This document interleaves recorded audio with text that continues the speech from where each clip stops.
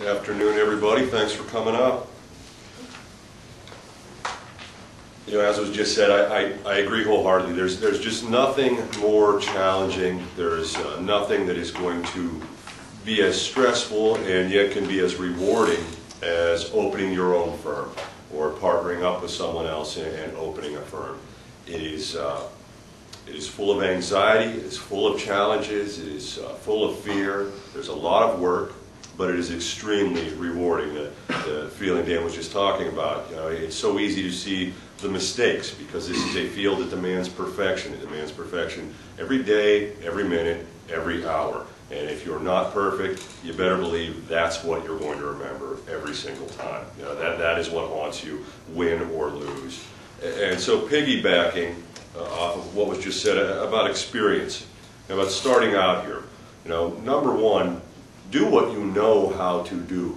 When you do what you know how to do, you minimize your chances to not be perfect. You minimize the chances that you are going to, through your lack of knowledge, your lack of ability, really, for lack of a better way to put it, screw things up for somebody.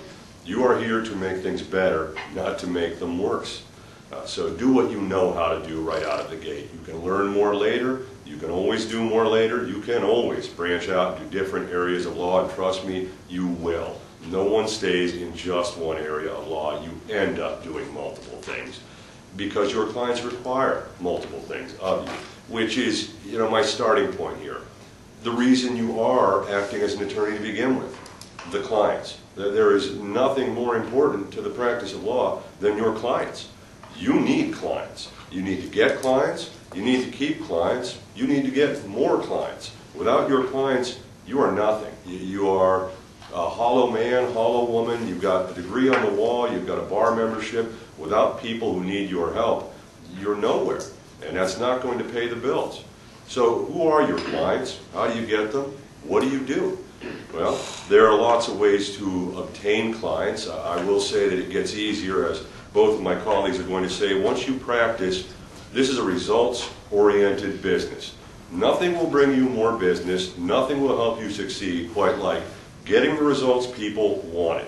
You make your clients happy, they go out and they tell people. They tell everyone who will listen about how awesome their attorney was or is. Of course, the same applies if you do not make your client happy. And make no mistake, managing your clients, working for them, is a singularly unique experience. Nothing else you do in any other job involves you to wear so many hats as does being an attorney. Regardless of the area of law you are going to practice, whether it be family law, which is my bread and butter. Everyone who knows me, you know, Dan was speaking about the professional organizations that you'll get involved with. Everyone in them that I belong to knows I jokingly always refer to myself as Jeffrey Allen Kerstetter, blood-sucking divorce attorney, because that's what I do.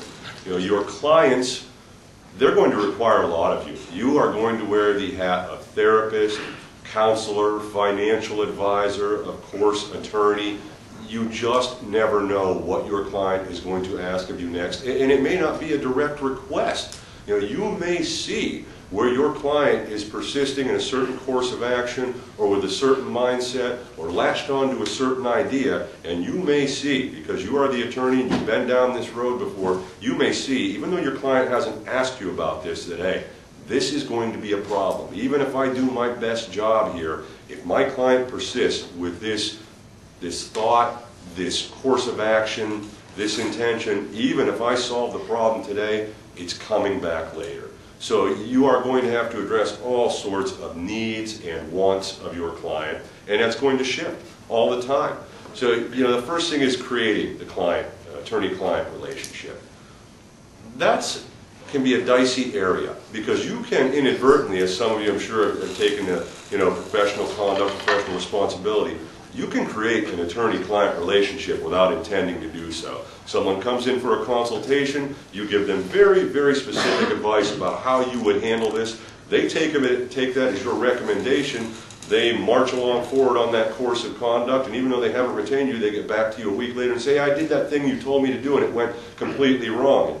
Now you are in hot water, or potentially could be, because this person has taken your advice. You didn't make it clear that this was not official legal advice, and even though they didn't retain your services, this person went out and acted upon your advice because they see you, as Dan just said, as an attorney. You know, they look at you in a certain way and they take your words to heart. So be careful. You know, you want to make clear when you are starting the attorney-client relationship, and you want to make it clear when you are not.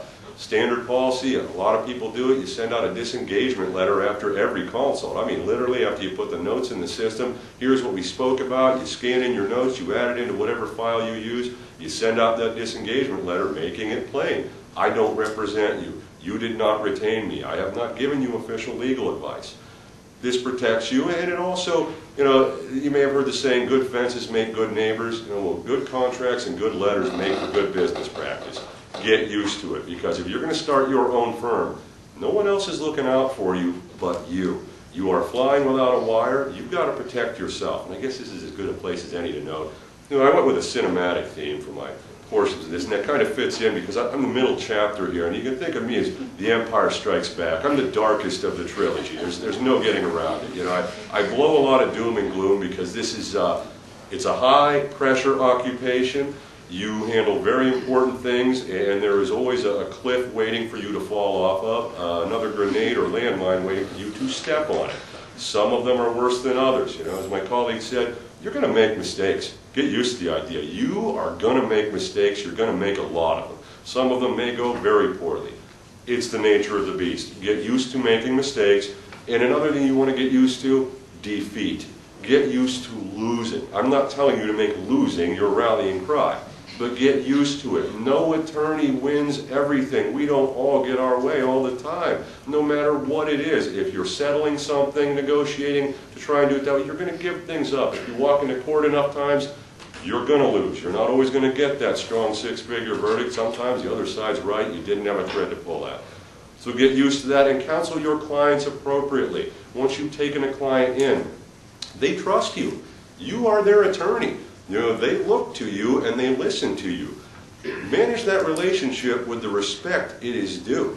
You know, be clear with your clients. Don't tell people I don't blow sunshine and rainbows. I tell you the truth, and you have to tell your clients the truth. You can tell your client what you hope will happen, but you've got to tell your client what also might happen. You've got to appropriately counsel your clients. That's part of your job, part of managing this relationship. You've got to give them the high highs, the low lows, and the blah middles. You've got to give your clients reasonable, realistic counsel. You've got to let them know where they actually stand and where this is probably going. Carry through with your representation. Stay in touch with your clients. A rule of thumb of mine is if a client calls me, if I can, I get back to them within 24 hours. Even if it's just to shoot them a quick, unbilled email and let them know I got your call, I got your email, it's nothing pressing right now, it can wait, I would get a hold of you now, here's why I'm not, please, I'll call you tomorrow. Even if your clients don't reach out to you, reach out to your clients once a week as a rule of thumb. You know, some may do more, some may do less. Once a week is my rule of thumb. If you haven't spoken to your client all week, even if nothing has changed, give them that quick tap on the shoulder. Give them that quick email. Let them know you're thinking about them, because that's what helps them sleep at night, that you're working for them. They've got an attorney. You're doing things for them. Keep in touch with them. Manage that relationship properly. And again, like I said, do what you know. You know, that really is, that's a golden rule. Do not try and do things you don't know how to do. It will rarely end any other way other than poorly. It really will. So be mindful of that.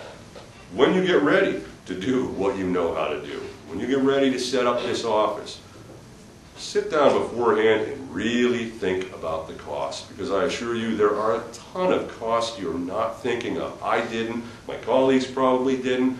Everything costs money. You don't think about it because we've all, you know, we're creatures of academia here. We've gone from high school, most of us, not all of us, but a lot have gone straight from high school to undergraduate, where everything's provided for you. Paper doesn't cost anything for you, printer ink doesn't cost anything for you, internet doesn't cost anything for you.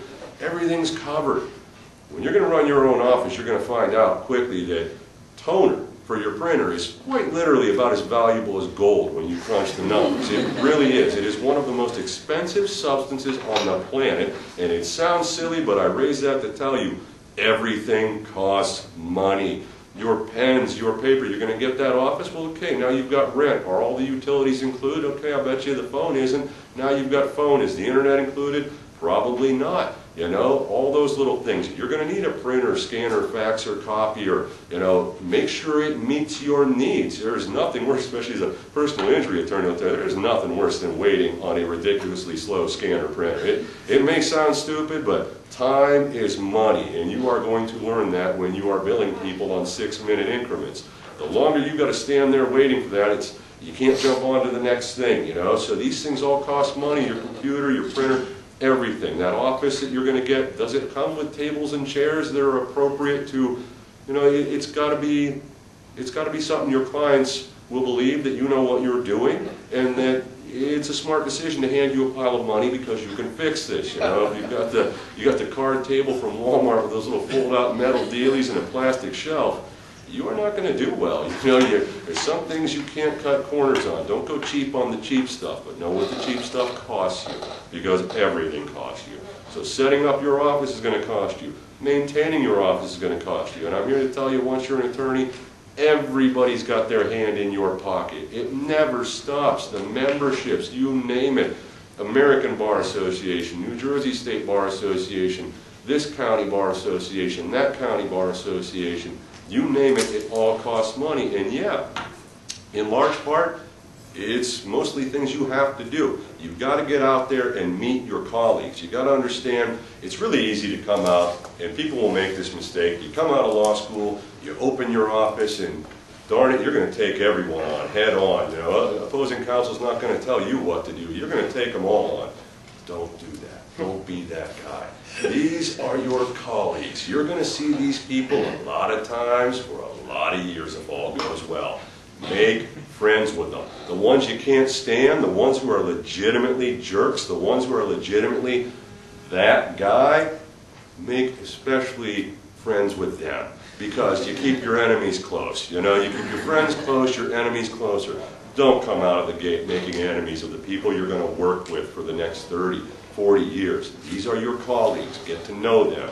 My colleague said, get to know the judges, get to know every attorney, even the ones you can't stand. Go where they go. Join their organizations. These people will help you or they will crush you. It is that simple. You know, everybody else worked just as hard as you did to get to this place. They've all got bills to pay too, and they don't have to send anybody your way. They can just turn the cold shoulder on you and let that be your fate. So, you know, it's not just about the financial cost of things, it's also about the cost to your time of this. You know, you're not going to punch out and go home every night at 5:30 and be successful.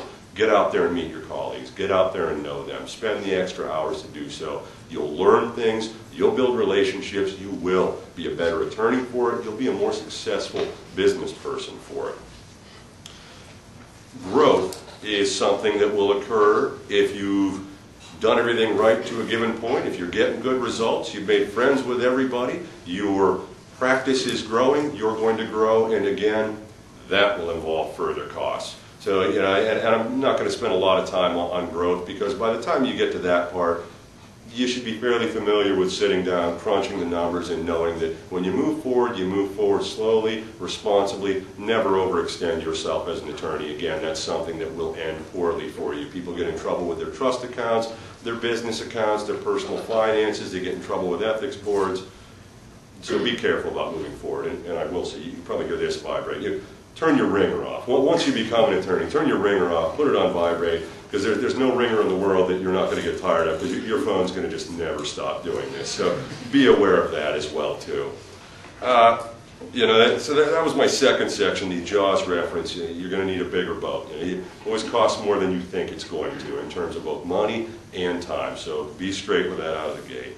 The final thing I'm going to touch on here is this, there will be blood, you know, which is my idea that, look, it's an ongoing thing. It's a tough thing. Nothing else on this earth, as I started with, nothing prepares you for the practice of law other than the practice of law. It is like nothing else. You are going to continue to learn. Your work is going to continue to force you to learn. Your clients are going to continue to force you to learn. Continuing legal education, you know, which is one of those wonderful expenses where I said everyone's always in your pocket. You've got to get your CLEs. Don't see your CLEs as your enemy. don't see them as a necessary evil. They're an opportunity. They are a mandated opportunity. Remember when I said everybody is eventually going to do more than one area of law? Use continuing legal education as a tool. Don't see it as a burden. Set aside the money every month. Know when you have to report. Know how much you need to get done. Get on the emailing list for all of the CLE organizations and call through them as they come in and say, hey, there's something that either folds in with my existing practice, or hey, here's something that dovetails in with that, or here's something somebody asked me about and I don't know anything about. You know what? Good opportunity. You go to CLEs. Not only do you get the education there from the panelists, you get the materials, you're going to meet other people there who have been doing this for 20, 30 years, and they're just here to soak up the credits. They know everything being said and then some, and you will, again, make friends with them. You will make small talk. You will buy them a drink on the lunch break and exchange cards. Why? Because they're a resource, and as everyone sitting here will tell you, you can spend unbilled hours in the library or online trying to figure out how to do something, or you can pick up the phone and call somebody who knows and say, hey, can you tell me what's up with this situation? You ever been in this? What do I do? Yeah, get your pen, write it down. In fact, you know what? Forget it. I'm just going to send you an email. I'm going to redact the document. I had this a million times. I got one ready to go. Plug and play. Here you go. Any questions, call me. Boom. That you can bill.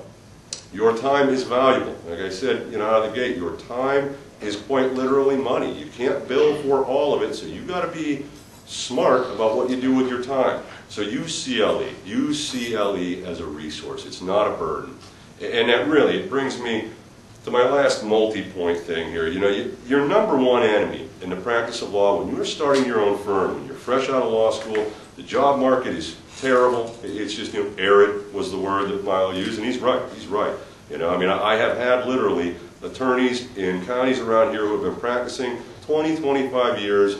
Big name men and women pull me aside and ask if we're hiring at my office. That has happened to me 3 times in the past 6 months, where a legitimate big shot name with a big shot firm has pulled me aside and said, you guys hiring? That's how bad it is out there. So your number one source of anxiety when you're jumping out, doing this on your own because of the job market or because you just don't want to work for anybody else, anxiety is going to be your number one enemy.